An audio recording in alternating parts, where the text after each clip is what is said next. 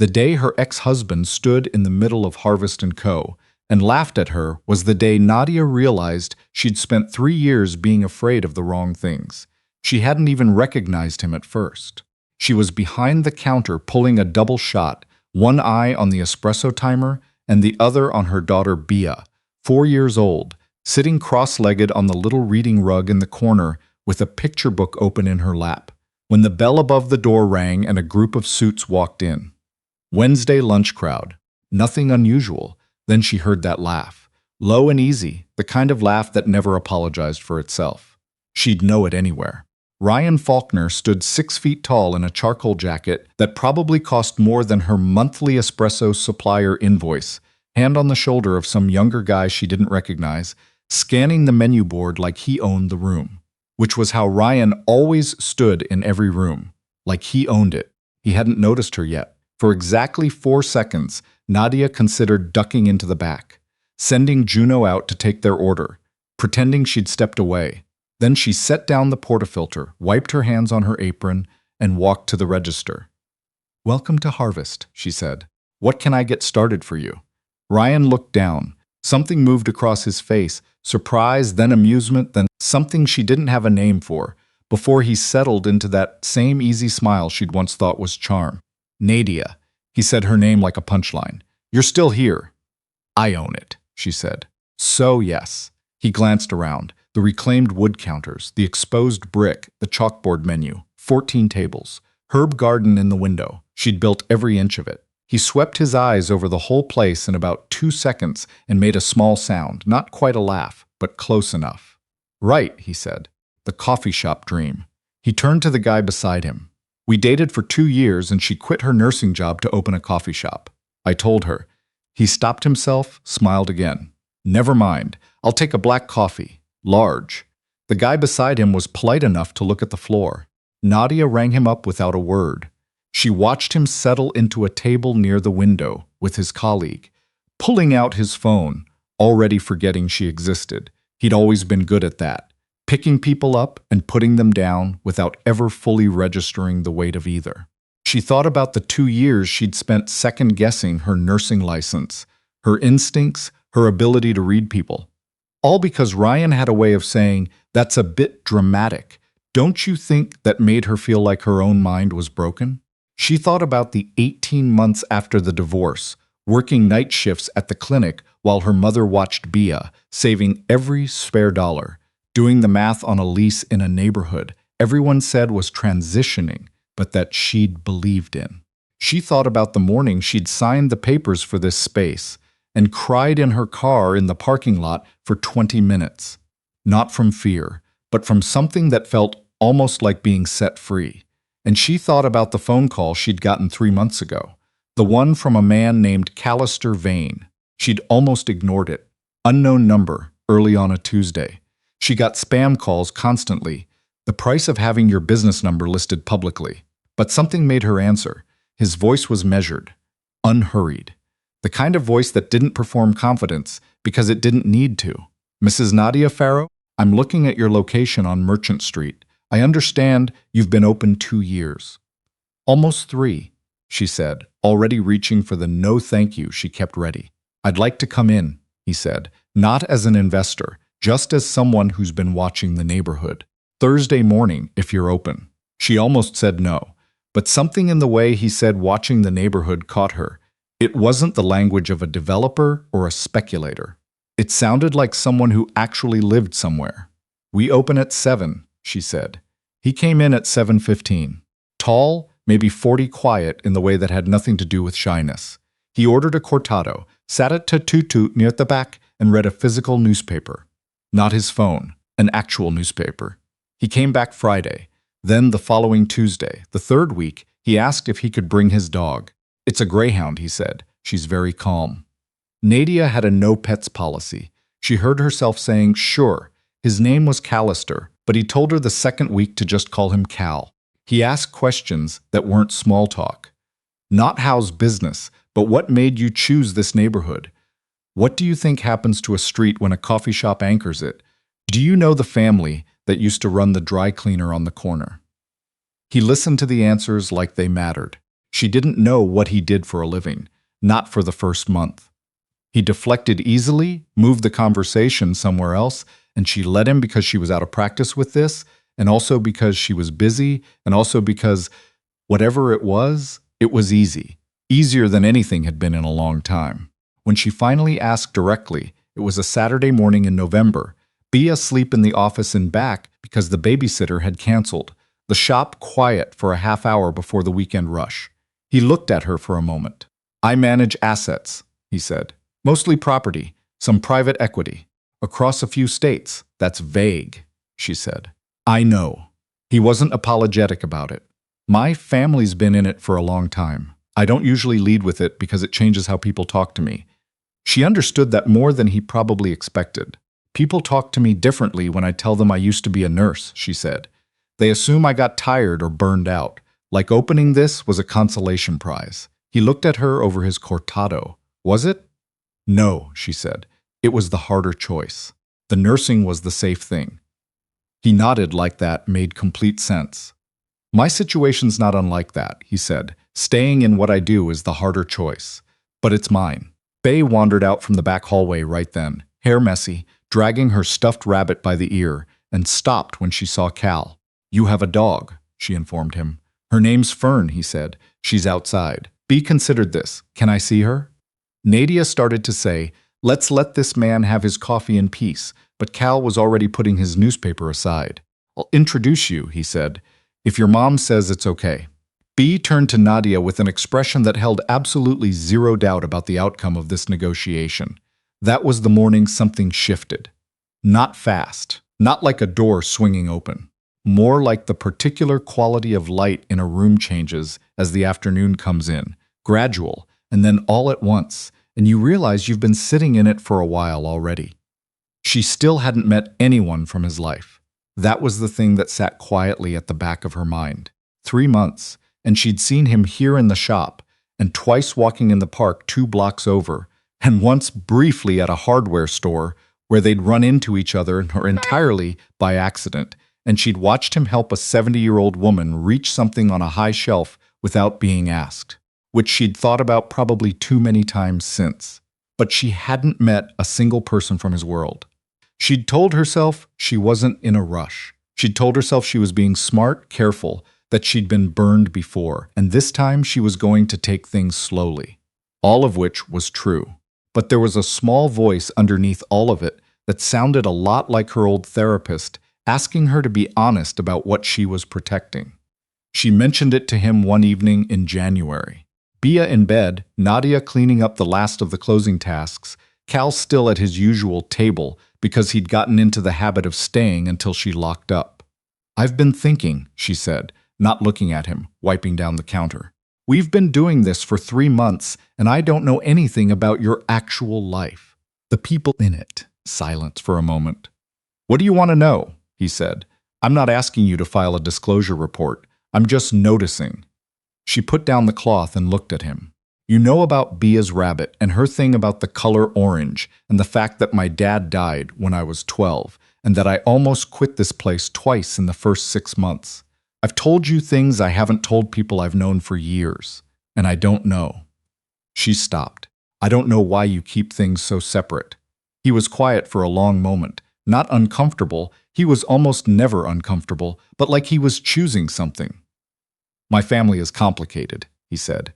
Not in a way that's easy to explain. There are obligations I have they're not conventional. And I've learned that the more someone knows about what my family does, the harder it is for them to see me separately from it. What does your family do? He met her eyes. We operate in spaces that most people prefer not to know exist. There's money in it, significant money, but there are also risks that attach to people close to me. I've kept you out of that deliberately. She stood very still. When you say risks, she said, I mean that my last name carries weight in certain circles, and not just the polite kind. She thought about the cortado, the newspaper, Fern the greyhound, the way he'd held the door for every person who'd come through it. Are you dangerous? She asked. He didn't flinch. Not to you. Not to Bea. Never. A pause. To people who threaten what's mine, yes, I won't lie to you about that. She should have walked away. She knew that. She also knew that she'd spent 2 years married to a man who'd called her dramatic every time she sensed something was wrong, and that her instincts had been right every single time. And right now, every instinct she had was telling her that this man was not a threat. What she said was, "I need a few days to think." What he said was, "Take whatever you need. I'll be at the usual table Thursday."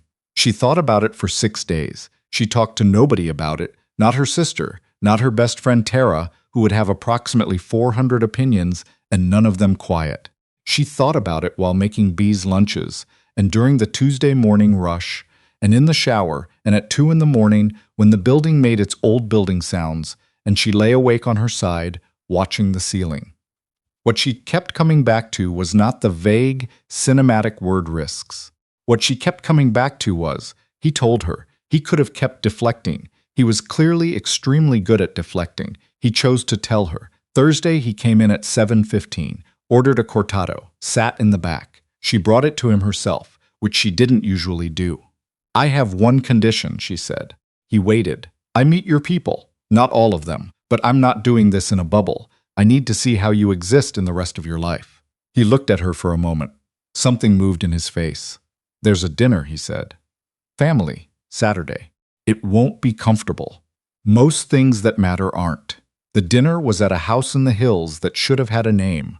Old, stone, long drive, the kind of property that had been in a family long enough to stop being real estate and start being geography. His mother's name was Constance, but not the Constance in her list of already used names. This was a new Constance, her Constance, she reminded herself, and she held Nadia's hand for exactly 3 seconds when they were introduced, long enough to assess something, then released it with a small nod. His older brother Stellan barely spoke to her, not rude exactly, more like she was a puzzle he hadn't decided was worth solving. A woman, she learned, was a cousin, spoke to her at length about the neighborhood, the shop, the neighborhood's development history, in a way that was either genuine curiosity or the most elegant interrogation Nadia had ever experienced. Through all of it, Cal stood close enough that she could feel the warmth of him, not hovering, not performing, just present, like a hand on the small of her back that wasn't quite touching. At one point, she excused herself to the bathroom and stood at the sink for a moment, looking at herself in the mirror above the marble basin. "What are you doing?" she asked herself. The woman in the mirror looked steady, older than she used to feel. "Something real," the woman in the mirror said back. She didn't know about the Faulkner problem until February, which was also when Ryan Faulkner apparently decided that what his Wednesdays needed was a standing lunch at Harvest & Co. He came back the week after that first visit, and the week after that, always with a client or a colleague, always settling in like the place was his, ordering black coffee, and occasionally making a comment to whoever he was with that Nadia was pretty sure was about her. The third week, he came alone. He waited until there was a lull, then came to the counter. "You've done well for yourself," he said. It was supposed to sound like a compliment. It didn't. "Thanks," she said. "I didn't think you'd stick it out." He leaned on the counter. "Honestly, Nadia, you were never the most." He tilted his head. "You second-guessed everything. I didn't think you had the stomach for running a business." She looked at him. 3 years ago, that sentence would have landed like a stone in her chest. She would have felt the familiar pull to agree, to minimize, to make herself smaller, to make him comfortable. Instead, she felt something remarkably like nothing. "Can I get you anything else?" she said. He looked briefly annoyed at not getting a reaction. Then he smiled, easy, unbothered. "I might actually start bringing my investors here. Neighborhood's turning around. Might be a good spot for meetings." A pause. "You're lucky the market moved your direction."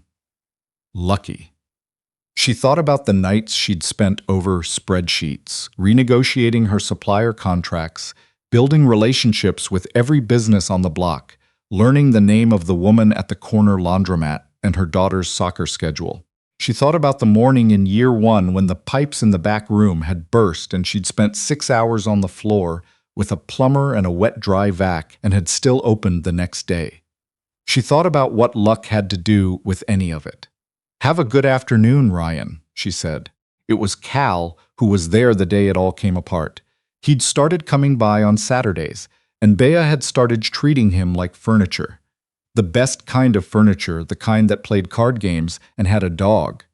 And Nadia had stopped pretending she didn't look for him when the bell above the door rang. Ryan had been there, first 3 tables over with a client, doing his usual performance of the room. Nadia had served him, done the transaction, moved on. She'd gotten good at that. But at some point Ryan had noticed Cal. Or more precisely, he'd noticed the way the room organized itself around Cal. The way Nadia's posture changed slightly when she glanced toward him. The way Cal sat in that particular chair like he'd chosen it and not the other way around. Ryan came to the counter again when there was a line behind him, which she understood was a choice. "That someone?" he said, nodding toward the back. "That's a customer," she said. "Who's next, please? He looks like he's at home." Ryan's voice carried just not enough. "You seeing someone?" "I'm working," she said. "You know," he said louder. "An audience forming now whether they wanted one or not. I give you credit. You really leaned into the whole, a gesture at the shop, small life thing. Not everyone can be happy with that. Small life." Somewhere behind her she heard Juno stop moving. The shop had gone quiet in that particular way that meant people were listening. Small life. As if the 4 years she'd spent building something real and sustaining, and hers could be summed up and dismissed in 2 words by a man who'd never built anything that didn't have his father's name on it already. She felt the heat rise in her face, the old familiar machinery of humiliation starting up, and she hated it, hated that he could still reach it. "Mr. Faulkner." The voice was quiet and completely steady. Cal had stood up. He wasn't loud. He didn't cross the room dramatically. He simply stood and spoke, and the quality of the room shifted the way rooms shift when someone is standing in them who is used to being listened to. "I've been sitting in this shop 3 times a week for 4 months, Cal said. "I've watched this woman run a staff of 6, manage supplier relationships across 3 vendors, turn a struggling block into a destination, and do all of it while raising a 4-year-old without complaining once. You've been coming in here to spend $8 and make her feel small." He looked at Ryan with something that was perfectly calm and absolutely not warmth. "I think we both know which of those is the small life." Ryan stared at him. Then Ryan looked at Nadia, something calculating in his expression now, reassessing. "And you are," he started. "I'm having my coffee," Cal said. He sat back down, picked up his newspaper. The room exhaled. Nadia became very busy with the espresso machine. When Ryan left 5 minutes later, he didn't say anything. He put a bill on the table and walked out without looking back. Juno appeared at Nadia's elbow and said very quietly, "I think I need a raise," she cried in the office. Just for a few minutes, and she kept the door mostly closed so nobody would see. Not from humiliation, she'd moved past that. More like the release of something she'd been holding for a long time. The last of a tension she hadn't fully realized was still there. When she came out, Cal was at the counter, everyone else tactfully occupied elsewhere. "You didn't have to do that," she said. "I know. I can handle him. I know that too." He looked at her directly. "I've watched you handle him 3 times. You do it well. I just ran out of patience." She was quiet for a moment. "Your family," she said. "The things you do. The risks?" "Yes." He asked who you were. "If he looks you up, he'll find things," Cal said. "Vane Industries isn't exactly obscure. What he does with what he finds is up to him." A pause. "But I should tell you, I've been asked about purchasing several properties in this neighborhood, including the block this building is on. I told my family no." She blinked. "You've been offered this block 3 months ago. Before I started coming in regularly, before, I want to be clear, I had any personal stake. I knew the neighborhood. I knew the property profile." He held her eyes. "I said no because independent businesses in a neighborhood like this are worth more to the community than what a development would return." "That's the honest reason, and the other reason?" A long pause. "I thought you might be worth knowing," he said, "and I didn't want to be the reason you had to move." She stood there in her apron, behind the counter she'd saved for and built and kept, in the shop that Ryan Faulkner had called small, in the life that she had built stone by stone out of everything that hadn't gone the way she'd planned. She thought about luck. She thought about the 4 years since she'd signed the papers and cried in the parking lot. She thought about Bia, at home right now with the babysitter, probably drawing on something she wasn't supposed to draw on. She thought about the fact that every good thing in the last 3 months had walked through her door at 7:15 on a Tuesday morning and ordered a cortado and come back. "I close in an hour," she said. "I know," he said. "I'll wait." Ryan Faulkner came back one more time. It was March. A morning, not his usual Wednesday slot, which meant it wasn't casual. He came in alone, without a client or a colleague to perform for. He looked older somehow, or maybe she was just seeing him differently. He sat down. She brought him his usual black coffee without being asked, because old habits and because she could afford to be generous now. "I looked up your boyfriend," he said. She waited, calloused her vein. Ryan wrapped his hands around the cup. "His family is," he paused, "significant. Like. Not just money significant." "Okay," she said. "Nadia." He seemed to be trying to find a register that was neither dismissive nor groveling and was failing at both. "I didn't know. I know you didn't. I want you to know that I meant." He stopped. Started again. "I was out of line. The things I said." She looked at him. The man who'd made her second guess her nursing instincts, who'd said that's a bit dramatic often enough that she'd started hearing it in her own voice, who'd stood in this space she'd built and called it a small life. She didn't feel anger. She didn't feel triumph. What she felt was something quieter, something like the moment you set down something heavy and don't realize until after that your arms have stopped aching. "You were," she agreed. "But that was always going to be true, Ryan. Whether or not I'm with someone significant." She kept her voice even. "What I do here is not small. What I've built is not a consolation prize." That was true the day you said it. It didn't become true because someone with a powerful last name is in my life. He was very quiet. She slid his coffee across the counter. "This one's on me." Then she went back to work. Later, after the morning rush, she found Cal at his table in the back, Fern asleep under it, newspaper half read. "He came in," she said. "I know, I was here." He turned a page. "I stayed out of it, I noticed."